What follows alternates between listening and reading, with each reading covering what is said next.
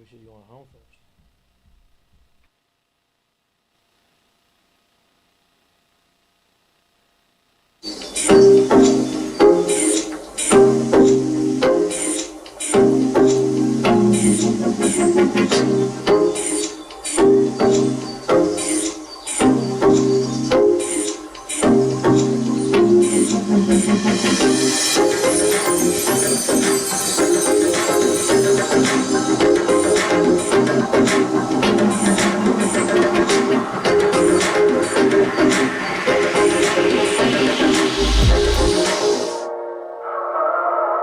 Mic'd up with Mikie Mahtook. Got the boys in. I got Lloyd. We got Jaden Mitch. We got Jackie Boyd.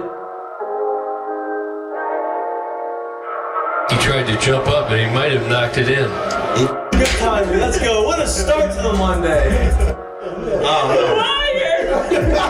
I mean, I'm from Lafayette. My boys will come in and say, oh, God. So I'm me and Joe on the ground. I got Joe in the headlock. And he's sitting there, he's punching me in the stomach, like, punching me. Here, there's everyone sitting around, who here thinks Chico can practice today after having 5 full beers? And he goes, Chad Jones, right? Chad's doing the team 6 minutes. For 7 minutes, right? Chad's like, no, man, I don't think Chico can practice today. And I was like, I look back, I'm like, Jesus Christ. I saw you there. You were more fucked up than me. On the spirit plane had some issues, I think. She was sleep farting. You heard her or you just thought it was her? I sat right next to her. I smelled it. Whoa. What was that? Sounds good show.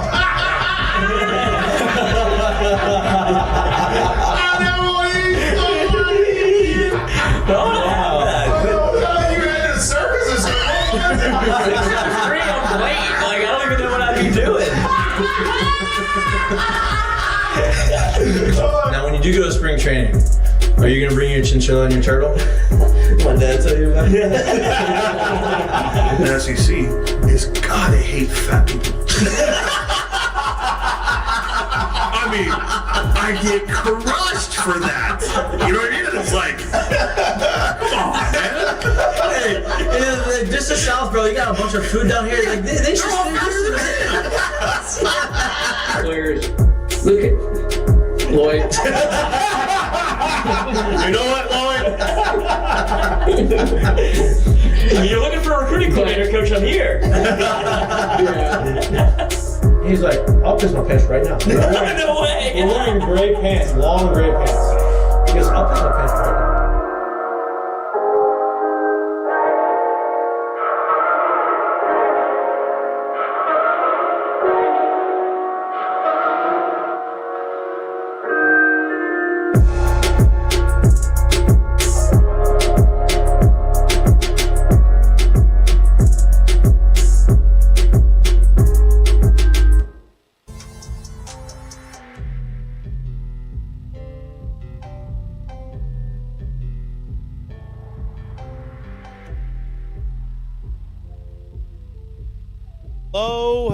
Hello. Welcome back to Mic'd Up. Today is Wednesday, March 19th. We got a big show for you today. Jay Johnson Mondays have now become Jay Johnson Wednesdays because Jay Johnson joins the show in about 7 minutes to talk about a little bit about this past weekend, a little bit about last night, and then a little bit about what's to come this weekend. LSU's got a top 10 matchup in Austin, Texas. I think the first time in the history of LSU baseball and Texas baseball that LSU goes there and plays on a 3-game weekend series in the regular season.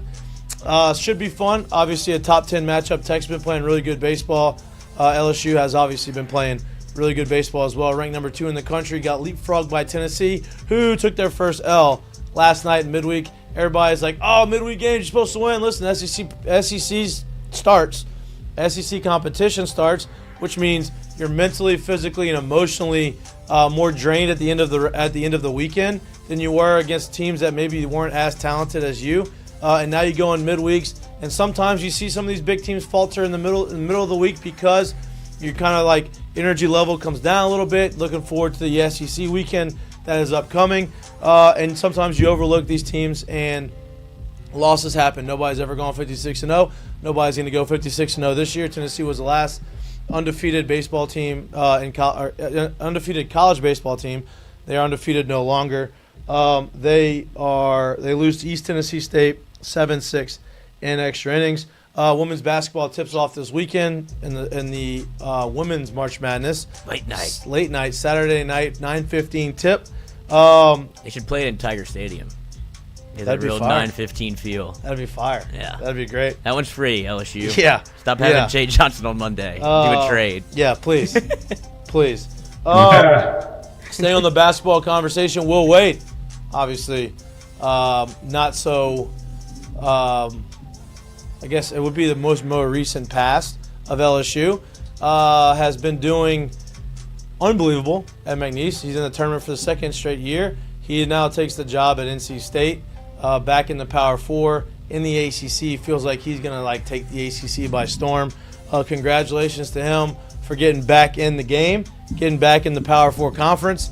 And NC State has had some good basketball teams. It feels like obviously that's a slam dunk hire. It's Wednesday.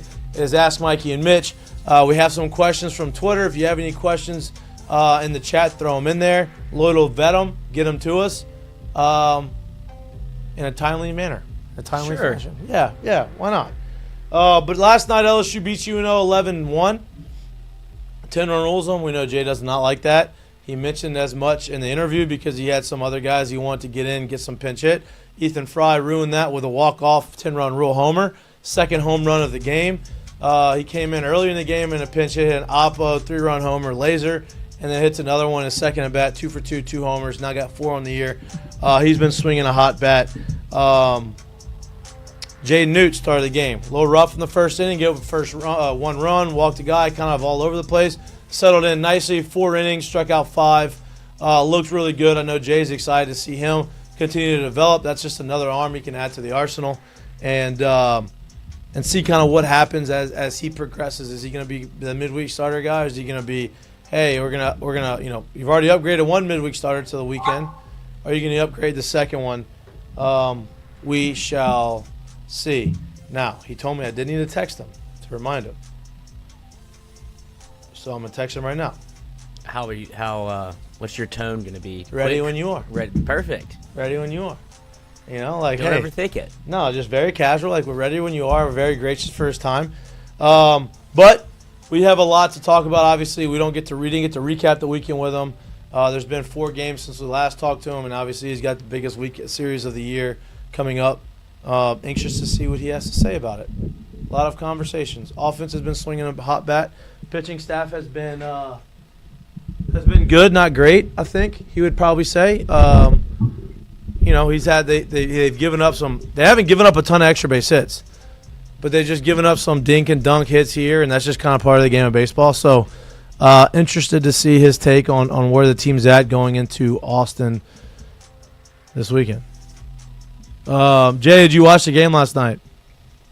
Not all of it. Kind of pieces of it. They handled sounds like none of business it. the way you kind of would hope they would do last night. Good to see them go out there and continue playing well and not really have low in how they go about their business right now. They're hitting on, I don't know if I would say all cylinders, but they're playing very well, and the confidence is obviously very high right now for the squad. They're swinging the bat really well. They haven't, it feels like everybody that gets an opportunity to play does something great. Comes off the bench. Everybody feels ready to go. Ethan Frey is a prime example of that. We're going to talk to Jay about, what his take is on Ethan in the age of the transfer portal, being able to just up and leave and go get some playing time. He stuck it out, stayed here, fought through some injuries, and now not even an everyday guy, but getting some really meaningful opportunities and hitting some homers and driving the ball to the ballpark. I think that's just a testament to the character he's got and the ability he's got. So I kind of want to hear Jay's thoughts on that. But, yeah, the offense has been lights out. Even last weekend when Jared Jones struggled a little bit, they scored a ton of runs, even when your best hitter is 2 for 13 for the weekend. I think that shows how deep they are and how talented they are and how they can manufacture runs a whole bunch of different ways and not just relying on the homer. You got to remember, too, their ability to do that in a week where he's down it also takes a ton of stress off of him, because you can go out there, you get a sweep, and he's 2 for 13 on the weekend. He doesn't have to, in the back of his mind, say, all right, man, I got to make sure I'm really leading this squad next week, because the boys are already doing what they need to do, and they've done what they need to do to the tune of wins as well. So it keeps the stress off of him and allows him to find his groove at his pace again. For sure. And that's like I said, all these conversations, this is all conversation we want to have with Coach Jay Johnson. And Coach Jay Johnson joins us now. Always gracious with his time, even though and he's a busy man on the preparing for the Texas Longhorns. First time ever LSU's traveling to Austin. Coach, appreciate you joining the show as always. Now we can't get you on Mondays. We get you on Wednesdays. We got a lot more games to talk about. Congratulations on the win. I know you hate the 10-run rule. I know you had some guys you wanted in there. But you take it, obviously, 11-1. Ethan Frey comes off the bench, 2 homers. I want to kind of talk about the offensive surge right now. I know that you knew this team was deep offensively, but they're driving the ball at the ballpark, but it doesn't feel like they're trying to do that. It just feels like it is a result of a good approach, understanding what they're trying to do, and the balls end up leaving the ballpark. That's got to make you happy. Can you talk about the power surge, so to say, that you've seen from the offense over the last month? Yeah, I think bottom line is baseball comes down to scoring runs on offense and preventing runs on defense. And, usually when you have a really good offensive team, you obviously have power, and that's part of it, but you don't have to sell out to get to that power. Right. And that's what I would say our team is. Kind of the one carrying tool is the plate discipline and the quality at bats. And, we've been exceptional with 2 strikes. So they're finding their way on base in a lot of different ways. And then, weather's getting a little warmer, balls carrying or flying a little bit better. Yep. And with some really good hitters that are strong. Yep. And so I like this style of team a lot, where, you're not pigeonholed into having to play one way. And, I knew we would have it. It was only just kind of a matter of time. Coach, one of those guys who's been, you say strong, good hitter. We talked about him right before you got on the show.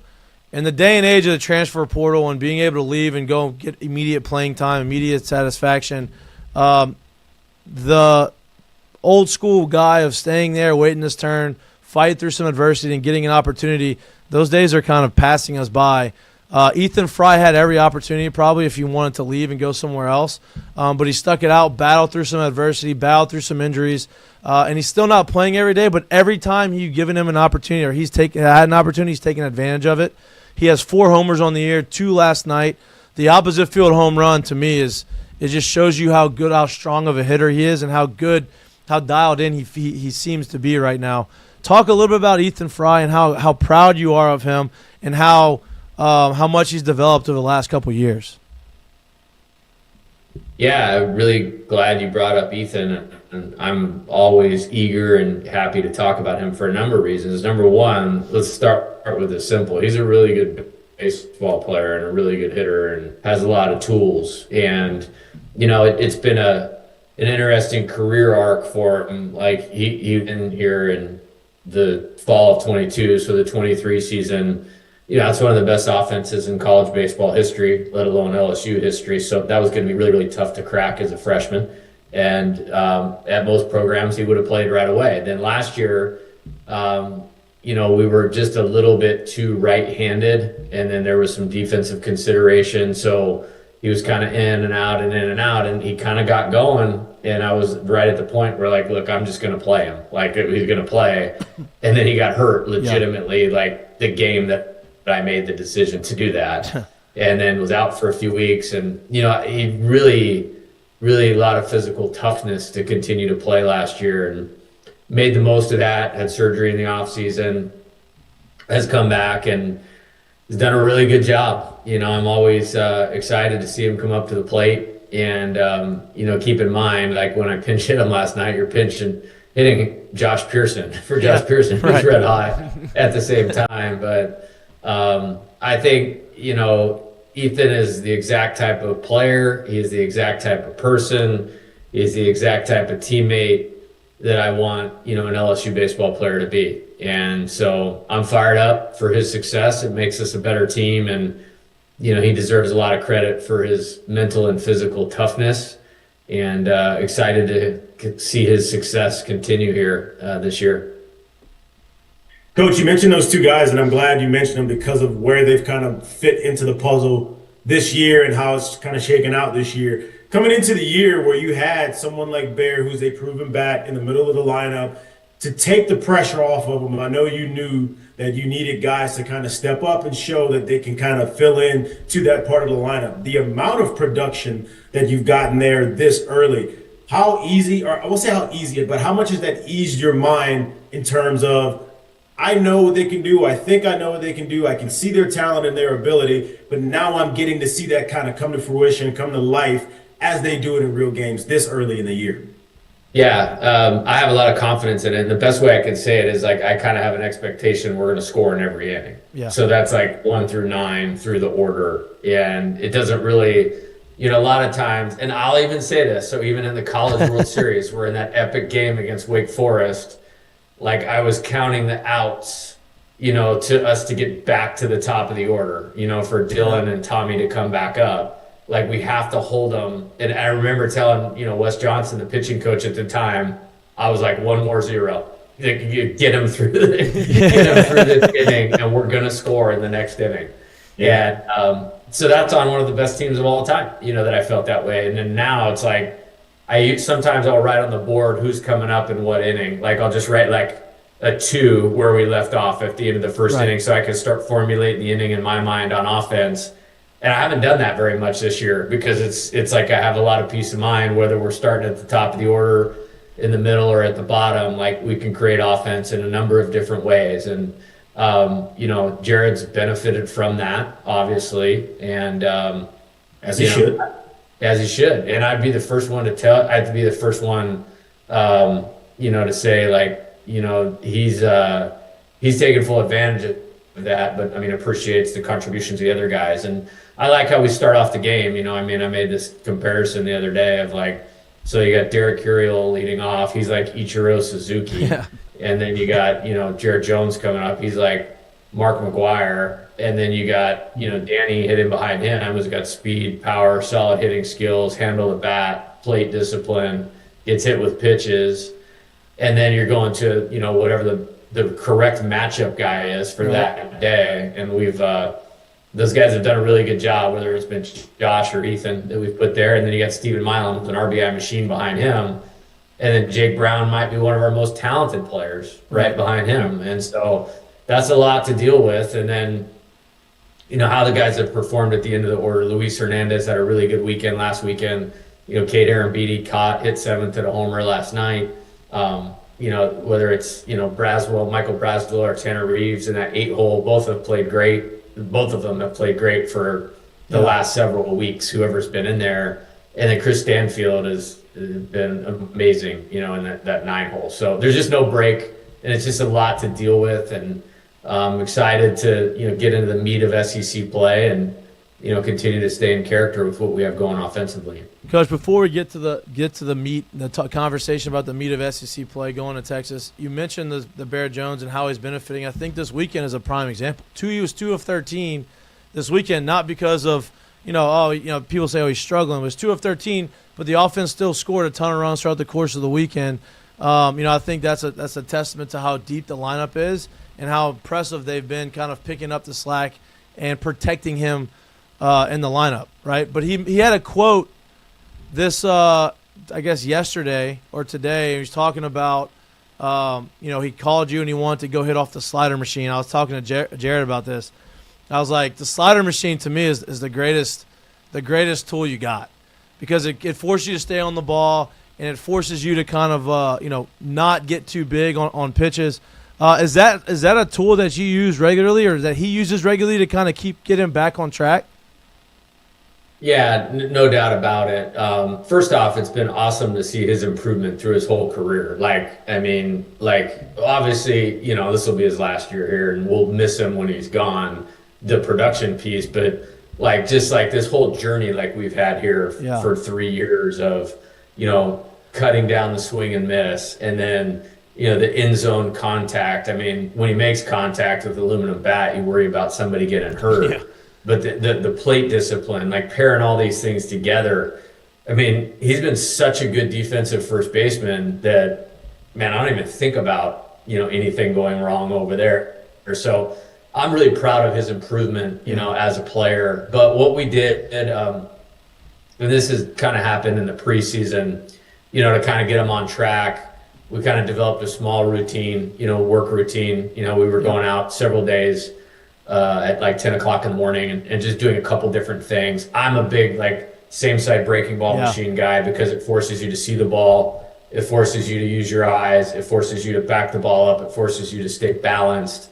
It forces you to keep your front side in, stay connected, be behind and through the ball. So all of these things are requirements for, good approach, good swing, impact in the ball. On top of it, he sees a lot of off-speed pitches. Bat speed's never a problem. But, it was kind of along this thing, you fix your eyes, you fix your swing. To hit breaking balls, the first thing you have to do is see them.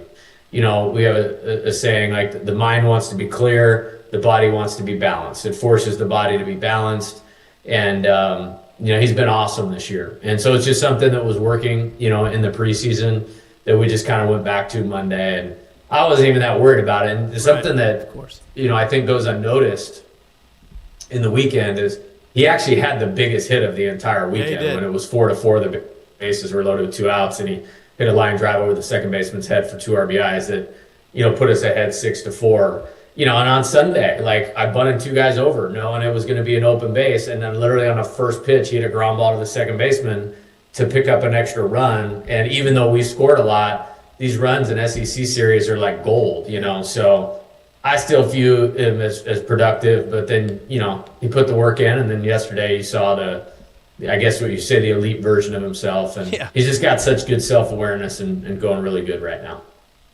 Coach, now I'm not saying that this is what happened. Obviously, I'm just kind of giving what maybe I saw, and I could be completely wrong. And I honestly don't even really want you to answer that part of it. But seemingly last weekend, with a lot of young guys and a lot of guys who have not pitched in an SEC weekend on the mound for the first time, seemed like you had a lot of guys kind of play up. Going to Texas, where I'm sure that place is going to be rowdy. There's a whole bunch of history between both programs. Has that been any of a conversation to get the guys kind of back to where they started the year at in terms of how poised they were on the mound and how they attacked every hitter that they faced, every lineup that they saw, and by staying into that zone as opposed to kind of playing up a little bit? Yeah, I think there's 2 things that I will say about our team right now. We definitely have talent. I mean, you can see that. I think we also have a lot of confidence. Yeah. I think that's a really good tool. And just because, maybe the fans don't know some of the names quite as well, because like you said, Jared, everybody but Cade Anderson made their first SEC appearance last weekend. And I think, sometimes that gets missed because you're just looking at the talent of the guys. I think really we are attacking it next game, and they expect to pitch well, they expect to play well, they expect to win. They know the demand that we have on them as far as preparation and help getting them prepared and being prepared. And, it's another test. And, there's going to be a bunch of them, along the way. And they've done a good job at this point. And, like I said last week, and even this last weekend, we won all 3 and really by a good margin when you look at the total of the three games. But you're going to get bloodied a little bit. It's how you respond to that within the game and continuing to play. And I thought we did a really good job of that, and we're going to have to continue to do a good job of that. Coach, I know you're not a proponent of the 10-run rule in the midweek. It's, I guess, a victim of your own success in a sense. And saw that you wanted shirts, I'm on it. That's something that I can do. I can promise you shirts. But whenever you see the midweek game go the way it does, when you only have to use 3 arms, and then you see Texas in the midweek go to extras, and they think through 6 guys, you don't consider that an advantage a little bit, or the one bright spot of a 10-run rule? Yeah, I mean, it is what it is. It's not going away. I think for me, and I want to explain myself in that is, we're always trying to gain things and winning, you know what I mean? And make us better. So there's just a couple guys on the periphery of this thing that if you get them a couple more at bats, if you get a guy an inning or 2 here to see what they can do, it helps their development as a player, but it helps our team. Now, to your point, Lloyd, that did work out really well because we used a couple guys multiple times last weekend. We used guys in large pitch count stints last weekend. And so to not have to go, to any one of those relievers to win the game last night, that's a big deal. You know what I mean? When you're talking about the context of the season of keeping them sharp, relative to the opponent thing, like this weekend, I don't think it would matter. Like, every pitcher would be fired up to be in there. So, but yeah, I mean, maybe a little bit, but it'll all just come down to who throws strikes, who, moves the ball with runners on base, who plays defense, and won't really have anything to do with how these Tuesday games went. Well, and I think it's more you're on the side of you want to see some of the offensive guys go. The freshman Pierce said you want to see Larson Steele be able to get some at-bats. Like, it's almost not fair to them, but that's kind of where you are. And for them to have an opportunity to show you something else, it's like, okay, I want to see that they're still engaged with the team, but I don't think that's an issue. Yeah, no, I don't need it at all. And I would compliment those guys. And like you mentioned, John Pearson, Ashton Larson, Ethan Frey. He's gotten more opportunities here lately, obviously. But those guys are doing a really good job. Mick Paul, however you want to categorize them, as those Dalton Beck, those position players that aren't in there all the time, like they can help us win. And I just want to keep them sharp so the next time we need them to help us win, they're ready to go. But the attitude piece, one of our things for this year is together. It's tough and together. And I do believe this team is very together, and we have to keep it that way.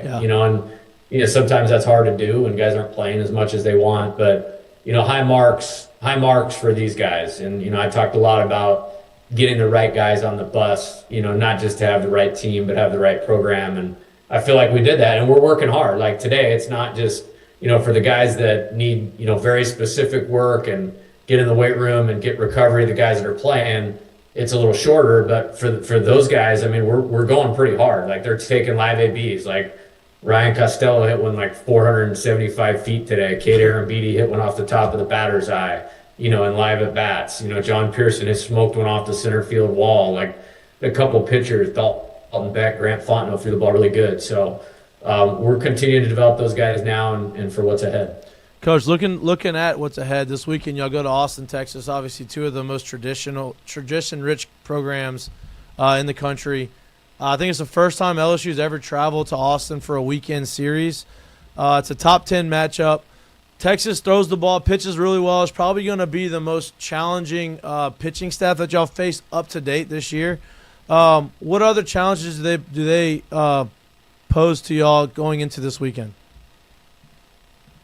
Yeah, I'm here tonight, and I'll be here for a while. Kind of digging in and doing my deal, on Wednesday nights. So I'm going to get obviously more into that. They're obviously playing really well. I think they won like 15 or 16 games in a row, something like that. So they're probably playing with a lot of confidence. Very veteran lineup. Galvan, the catcher, was there last year. Bellew, center fielder or outfielder, was there last year. Gasparino, outfielder, was there last year. Flores, shortstop, was there. Schussler, Casey Borba. So, in a lot of ways, it's the exact same players like we played last year in Houston. But I'm sure they're all better. You know what I mean? Because all of our guys that were here last year are completely different players, than they were last year. So, veteran lineup. They have pitched very well. The Friday starter's done a good job. He's got really good stuff. Hard to imagine a left-hander with that kind of stuff would even get to his fourth year of college without signing a pro contract. So he's solid, really good. The rest of their pitching, I think they know who they are. They use their arsenals well. They don't beat themselves. Pretty good defense, which usually happens when you have veteran position players. So. And they're playing at home, so really complete team, be a great challenge, and I think we have 9 league weekends left in the SEC tournament, so you got 10 really big challenges, obviously coming up, and this just happens to be the next one. Coach, I guess a short question about obviously the next one. Do you know anything about this ballpark and how it plays? I think recently they moved maybe the left field wall in, I believe. Do you know anything about the ballpark? So we actually played there in 2023 on a Tuesday night after we won the Round Rock tournament. Oh, yeah, that was there. Okay, yeah. Dugas hit a 3-run home run. Prior to that, I think the last time I was there was 2020. We played there in Arizona right before COVID stopped the season. I love playing there. It's a good place to play. The turf is obviously different dynamic to it. You know, I just fast surface or slow surface? I think it's pretty what you'd expect. I don't remember it being. I want to say if I said anything, I would say slower. Than faster. Yeah. No, I think it was one like back in the Pac-12. I think it was Washington State. It was like playing on concrete. You hit the ball and it would like take off in the outfield. Yeah, like I was like, wait, it's not a turf field right here. Yeah, good place to play, fair place to play, but no real standout qualities. Yeah. Okay. Well, Coach, I'm not going to keep you long. I know we're cutting into your scouting time. You know, we appreciate you coming on, hopping in here. Obviously, you got the boys playing well. We're looking forward to watching y'all play this weekend. Yeah, SEC Network game Friday night, prime time. Yep. Yeah, Ben McDonald's doing it. Yeah, it's nice. That's That's a good one. He's a former Tiger, Ben McDonald. He does a good job. Him and Lynn Rollins. I like him when he's with Lynn because he makes fun of Lynn on air, and Lynn just kind of has to wear it. Can't really say much about it. Lynn is special. Yeah, see, I never get to hear any of that stuff. So yeah, it's pretty entertaining. But look, we're good luck this weekend. We're looking forward to watching y'all. We'll talk to you again next week. Hopefully after another series win. Sounds good. You guys have a good night. Appreciate it. You too. See you. You see how respectful I am? That's right. You know, I had like 5 other questions I wanted to ask him, but once he dropped the prep line, I knew it. You know, and listen, but he's gonna be there for a long time. Maybe I helped him not be there for 15 minutes longer. A little wait for the Adderall to kick in break. You know. I don't know if he takes. We just call him back right now. Just see. What is your routine? His routine? Yeah. You think it's coffee? You think he has coffee? Yeah, I know he does. We cracked that code the last time, a couple of episodes ago when he was on. Yeah. Yeah, he was a 7 p.m. coffee guy, which is diabolical, but he was definitely doing that. Yeah, but I like to think we're like the little buffer. It's like, okay, now I can get to work. We're kind of get him rolling. Yeah, get no your doubt. mind back. We wake him up. No doubt. Yeah, we wake him up. Exactly. It's a big weekend, obviously. Look, now we know he's always there on Wednesday. Yeah. It's gonna be the move because you know LSU got us on Mondays, so we can't get him on Mondays, but we get the players, so it works out. Looking at Texas, we're gonna preview Texas in depth on Friday, but just looking at them right now, their pitching staff is at the top of the SEC as far as ERA goes. They are third right now with a 3.22 ERA. As an offense, they are hitting 296 as a team. So not awful, but not at the top of the league. And as far as offense goes, they manufacture enough runs to win. They rely on their pitching staff right now. So it should be a good challenge for LSU's offense, who's playing really well, and it'll be a good challenge with a veteran lineup that they have for LSU's pitching staff to throw strikes and not because they're not going to give in too much to chasing out of the zone. But yeah, so it'll be interesting. I don't want to get too much into the weeds of the preview yet because that'll be for Friday. But it is Ask Mikie and Mitch. So, you want to get to the Ask Mikie and Mitch? I'm pulling them up as we speak, sir. Perfect. Do we have any in the chat? Let me get one thing at a time. You're right. I'm sorry. That's on me. It's okay. Let's see if the boys have anything in the chat. Oh. Nothing yet, but feel free to get some questions, boys. It's okay. We got a lot on social. 10, 8. But yeah, we can hop into this thing right. Let's hop into it. We got a hard out at 7. Yeah. Father-in-law. Birthday party tonight. And some documents you got to get to. And some insurance stuff that I'm gonna be up on. Me and Jay may be texting all night. Yeah. Yeah. It helps to have a buddy system. Well, it also helps whenever you get the information in time that you're looking for. I think he has it. I don't have it. I don't have mine. I'm waiting for it. I hope he watches the show. I'm still waiting for it. The rest of the way through. I hope he's not watching it because then he should have been sending it to me if he has it. If he's watching it. Ask him and him. No, he just wants to see you sweating right now, so he's leaving it alone. I mean, Mikey's been blowing him up for this thing, and so it makes it even funnier. Wearing him out. He's like, well, you know what? Why don't you sweat a little bit? I have it. You just don't have to worry about it yet. Ask him. From Stan S. Reedy. I think Skeens ruined the perception of quality starting pitching for the casual fans because he was a significant positive outlier. What do you guys consider a great outside for a starting pitcher? Innings pitched, hits, earned runs, and strikeouts. What I consider great? The question was phrased. But, I guess what do you consider, a quality start? Okay, quality start and great, different. Right. Okay, quality start. Quality start, 6 innings pitched, 3 or less runs. 6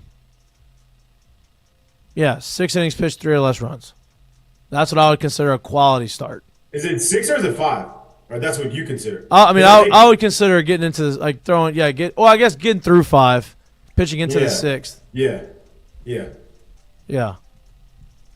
I would consider a great start. Now, obviously, a quality is you get through 5. I would consider a great start. If you can give me 6 2/3 of, 4 runs or less, that's a great start to me. I think any offense, any team has the ability to still be in the game within one swing.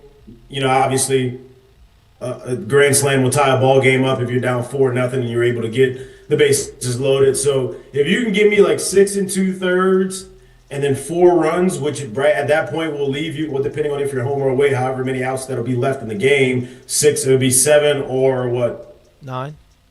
7 or 4 outs that'll be left in the game.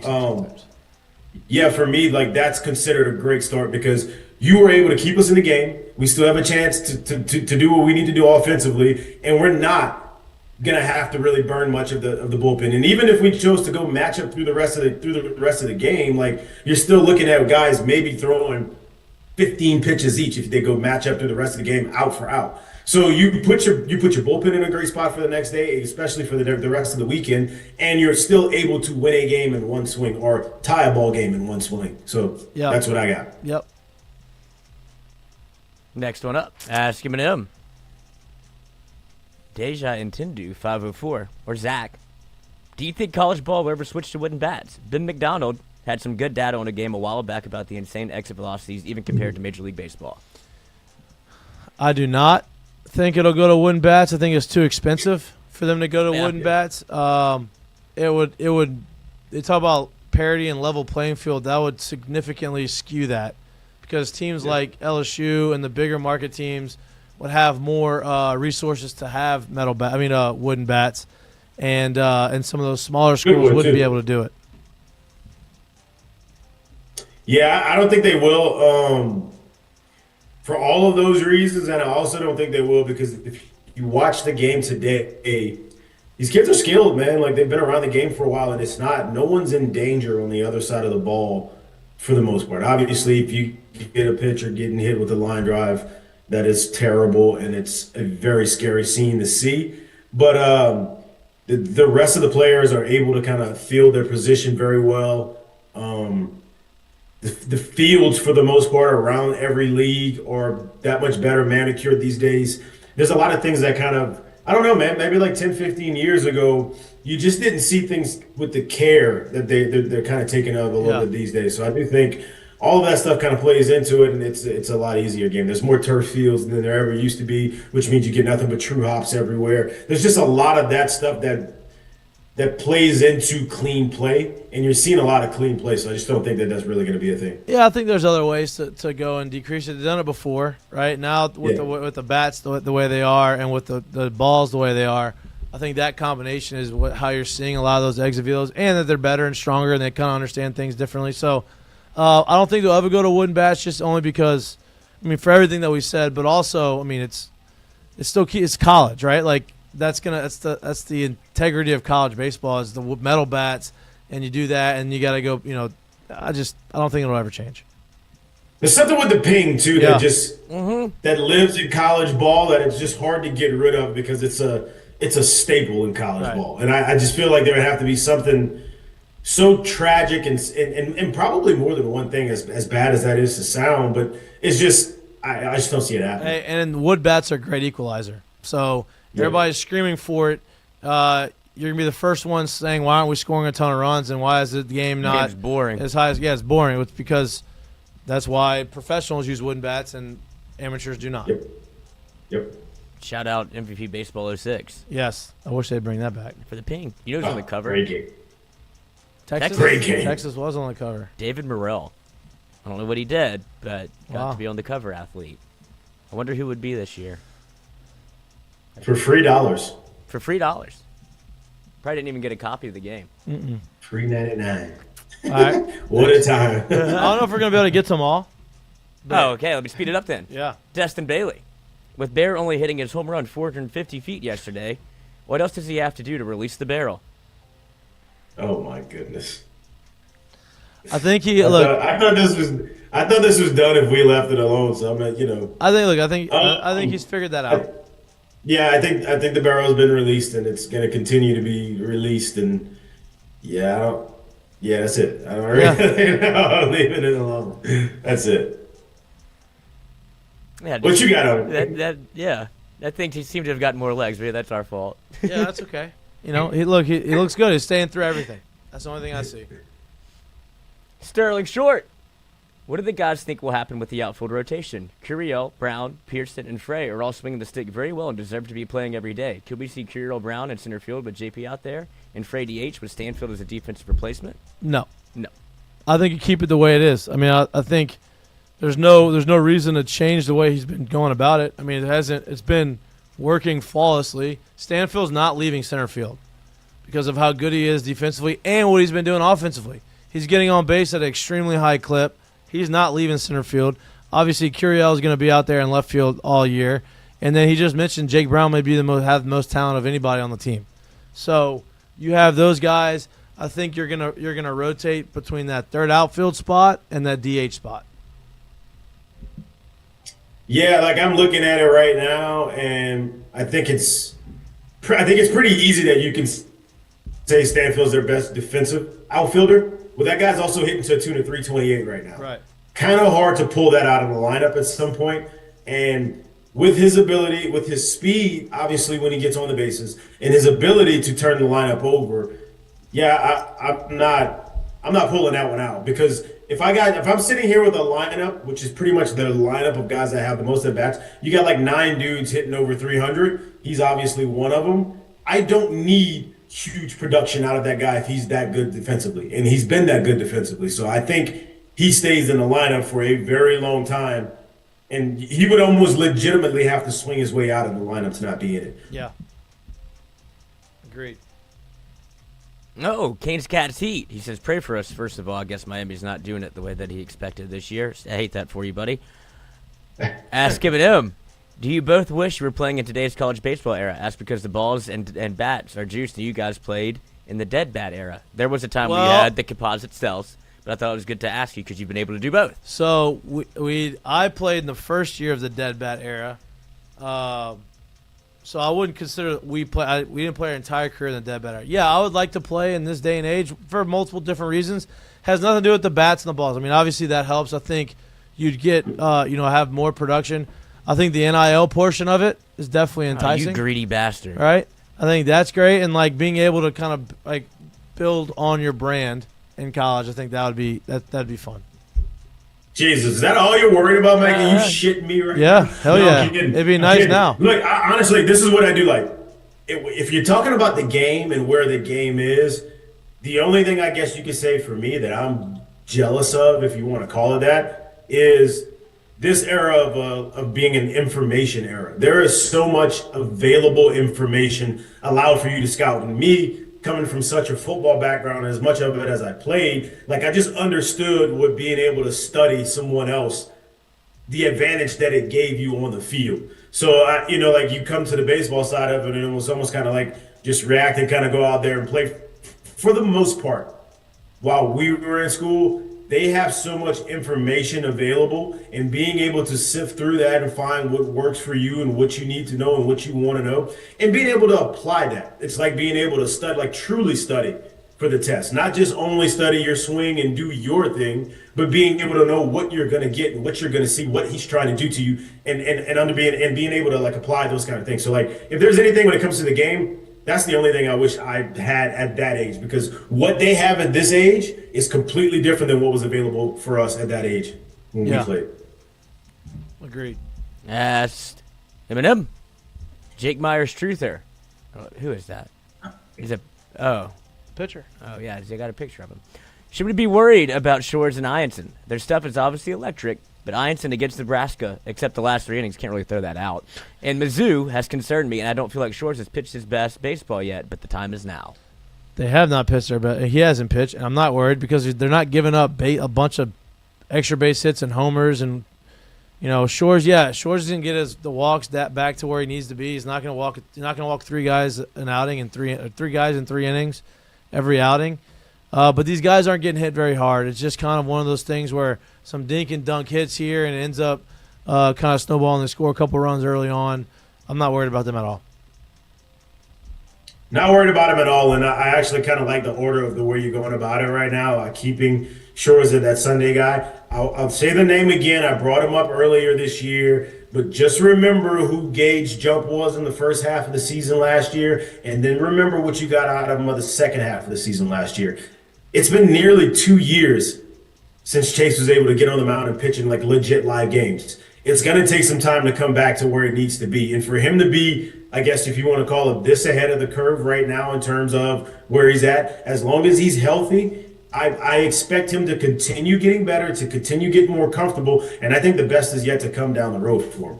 I think Ianson's fine. I love what he's able to do. And when he's able to throw that slider early in a count, he's kind of able to pitch backwards, he's pretty much lights out. And so you've seen that for the majority of the year. Obviously, he's had the 2 first-inning blunders in those games, but he's come out of most of these games fine. I'm not worried about them at all. And lastly, I'll put it like this, too. Obviously, this isn't something that can go on the entire length of the season because they will get worn down, but you have so much depth in the bullpen that if there's a game here or there where these guys are out after 3 in the third, I feel confident that you got guys in the back in that pen that can come in and get you where you need to be and keep you in ball games. Correct. Curiel. Last one up. Unless there's someone in the chat. But on Twitter. X. I will never call it.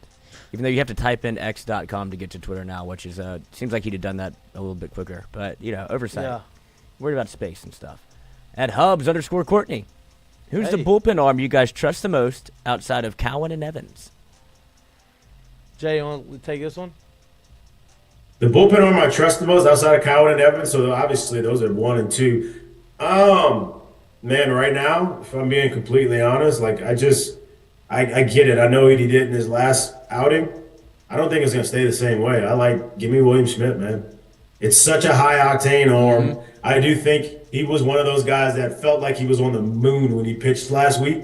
First SEC game in front of probably all of his family and his boys in Alex Box. He probably was up here. I think he's gotten that experience now. He's going to understand how to come back and get where he was all these other games. I expect him to take off. I don't want to agree with you, so I'm going to go somewhere else with that one. But it's a tough question because before the year started, you have all these arms. You still have all these talented arms. And it's like they haven't had enough opportunity in big moments for them outside of the 2 that were mentioned to be like, okay, I have all this trust in these guys, right? Any one of those guys can go and be, the guy that everybody anticipates. I'm gonna go with Connor Ware right now. I think that he kind of went through a rough patch, and his last 2 outings were good, and he threw a lot over the course of the last weekend, and both times he pitched well. So at this moment today, as we speak, I'm gonna go Connor Ware. In 3 weeks, it could be Maverick Rizzi, because the way he threw a lot last weekend, that's definitely something he can build on. I want to see what these young guys do when the matchup's a little bit tougher, and there's some adversity. Biggest wild card for sure is Jacob Myers. That for sure, because he throws bowling balls, dude. If he throws strikes, he ain't getting hit. He just got to throw strikes. He's got 5 2/3 and 8 walks, but he's got 10 strikeouts, which is right on par with what he did last year at Nichols. He's had more opportunity. Yeah. But it looked good yesterday. I think that was his best outing. Yeah. Yep. Ask Mikie and Mitch. Best bat you ever used in college? Jay? I like the Black Stealth. Don't ask me a goofy ass question like that. Give me the orange stealth, man. Yeah, you know what it is. that's the easiest one. That's the easy answer. The orange and is it orange and blue? I guess it'd be orange and blue stealth. Yep. Yeah. I remember when we didn't know what composite meant, and we were like, "These don't sound good." Man, so we, this like, is dead. It took Oh, us a no, while. it ain't dead. I'm gonna be truthful. I'm gonna be truthful about this now. That wasn't the highest performing bat if you knew what you were doing. Leave it at that. There was another stealth that came out, the blue and silver one. Yeah. And if you did some special things to it, that thing turned into a tennis racket. And I'm being dead honest with you. There was balls that were being hit to like center field, and it would be a hard left turn and go 400 feet. Like, what the fuck? It's a And good they thing. sounded like a wet It newspaper. would go, It was just you hit it, go, doop, and it would just shoo, take off. Give me that bat. And every time it would do that, I thought it was dead, so I'd never even use the composite. Yeah, I you used couldn't it. get a read on it in the outfield. Next thing you know, the ball's absolutely missiled somewhere. Yeah. Yeah. See, that's what people come to the show for. For all the people who think that the orange and blue stealth was the quote unquote cheat code, I'm telling you right now, it was not. The blue and silver stealth was. Yeah, I just had the normal And metal. I guarantee you, people found ways to unlock the cheat code. Oh yeah, Hit with a little bit. oh yeah. Yeah, that was good. All right, you want to jump to the seggies? We could jump to the seggies. Let's jump to. I'm not trying to rush everybody, but I am trying to rush Yeah, everybody. yeah, I can see that. Okay. Oh, little house cleanup. First of all, new promo code. There you go. New promo. Listen, our home here at IndigoPapers.com. That's not really our home. That's the website of our home. Indigo is our home. And they have been gracious partners of us. They've given us an actual office that we've turned into a studio that we have enjoyed. They have a bunch of awesome products. Go check them out, IndigoPapers.com, if you want to see what type of products they do offer. If you do go on there, they have a promo code. It is Mik'd15 for 15% off of your order of anything you buy at Indigo. They have a lot of options. They have a lot of things that help you sleep better. Maybe if you're a long day at work and you need to kind of unwind, but you don't really want to drink the alcohol, they got some nice seltzers that'll get you feeling right. They have some tinctures. They have some, if you like the flower part of it, I think they got that as They well. have flour, then they have the little lippers. They have the little, the Can't call it dip. It's not dip. no, it's not dip. It's like pouches. Pouches. Yep, THC pouches. Pretty much any way you want to Anything get that your you buzz on. They have it. Mic'd up 15 is the promo code. MIKDUP 15. I believe you put it in when you sign up with an email address, if I'm not mistaken. There you go. Sign up with your email address. Type in Mic'd up 15. You get 15% off. Really good deal, obviously. Take advantage of it if you do it. Mistake of the day. There you go. Brought to you by Lloyd. Brought to you by me. Where did I put this sucker? Oh, here it is. Mistake of the day. I don't know if y'all have seen this, but a little bit of grainy footage. However, there was a legitimate brawl. And who played? Oh, I saw this. Yeah, this is wild. I forgot the teams, but walk-off double, and the left fielder seemed to not take too kindly to the reaction. Jackson State and somebody else. Grass over the outstretched glove. Heading forward is Williams, working towards home and walking it off. Jordan Williams. So not a double scores because he doesn't Right. ever Single touch. from I guess he did touch Bush. second, but Gets absolutely walloped. Did you see it? no. Here Go comes back. the left fielder. Bush puts it over Bush. Bang. Oh, came out of nowhere. Bush Big time puts brawl. it over the glove of Oh, my Anthony God. Brown Bases and cleared. walks Jackson it State and off Prairie View for the A&M. Prairie View A&M Wow. Panthers And as then a you also brawl see starts at the now last second in of the middle of the field between the two a wild teams. move. That is Where a wild move. somebody comes in and decides the baseball bat might be something to throw because they're taking the guy's bat and just hurling it. Y'all got to go fuck that thing. It's ours now. What if he held on that thing a little too long? and- Dangerous. Yep. And then so that reignites everything. Parents are on the field. They're saying parents get off the field or you're banned for life. But just a wild scene Wow. from the Wild left fielder. scene. I don't think he did anything too uncouth to warrant being tackled. No, he shouldn't have. Bad sportsman. That's sportsmanship. Yep. That's it. So Damn. I've never seen that. me either. They're getting a little bit more frisky out there. Yeah. Wild. All right. Curtain call brought to you by our friends at Perkins McKinsey Insurance. What you got, Lloyd? You got a curtain call too? I do. This guy. Don't know who he is. But he made his own graphic. I'm coming home. Southern Nash middle PE teacher.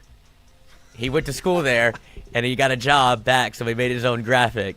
And I mean, if this was a joke, which I'm hoping that it is, this could have been a curtain call. It is a curtain call. Oh, that's right. Duh. Yeah. Duh, not this is awesome. No, I think this is awesome. This is great. He was getting a little bit roasted for doing a commitment post, but I think it's awesome. Like, dude, if you like your job, put it out there. Who cares? Like, and honestly, it's it's probably just him like making a laugh. Probably. Yeah. You know, I don't think he was being 100% serious about it. I mean, if this guy was coming in to be your PE teacher, I'd be stoked. Yeah, he's probably like, damn, this hits hard. Yeah. This is like, no, this is more like, oh, this is fun. Yeah. So you telling me he didn't walk into the gym and was like, Yeah, No, like a standing O, huh?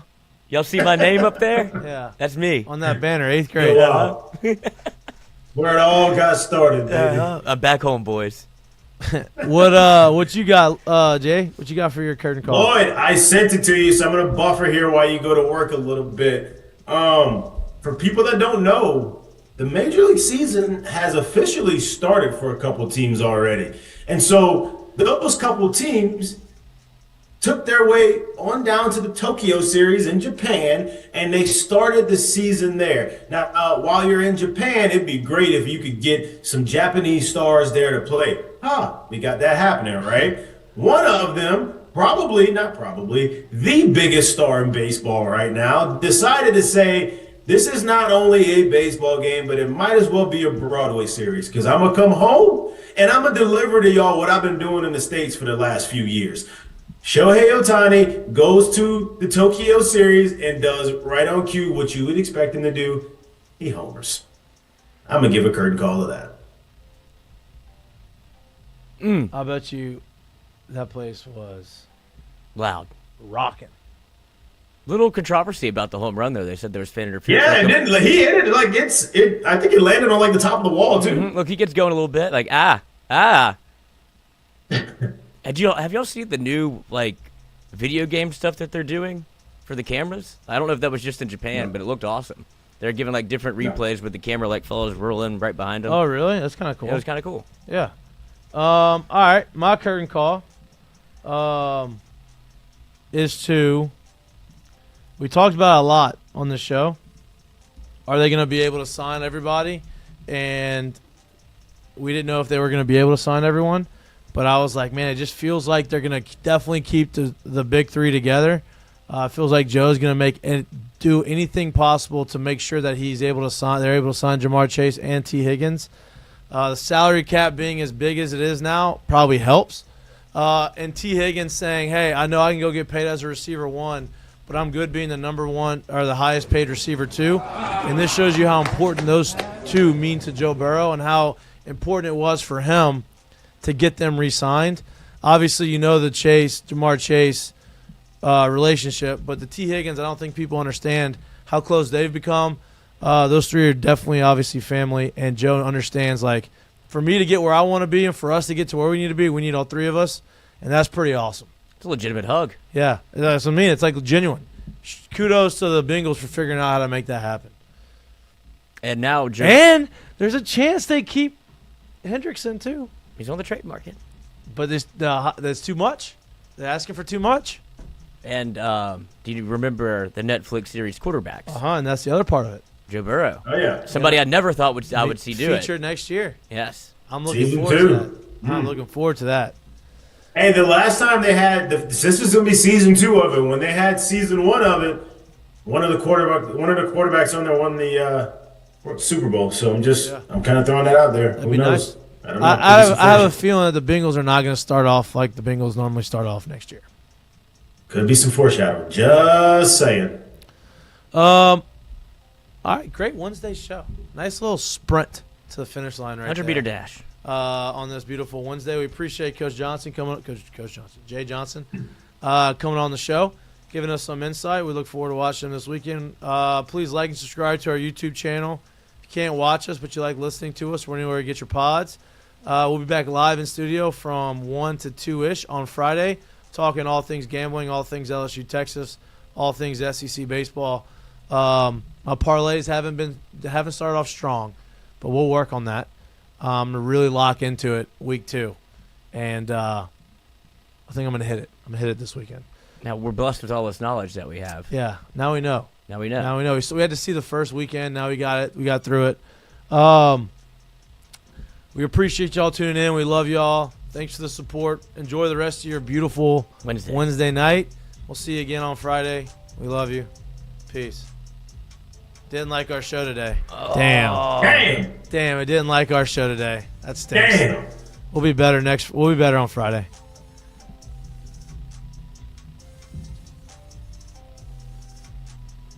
Happy birthday. Happy birthday. To your father-in-law. Oh.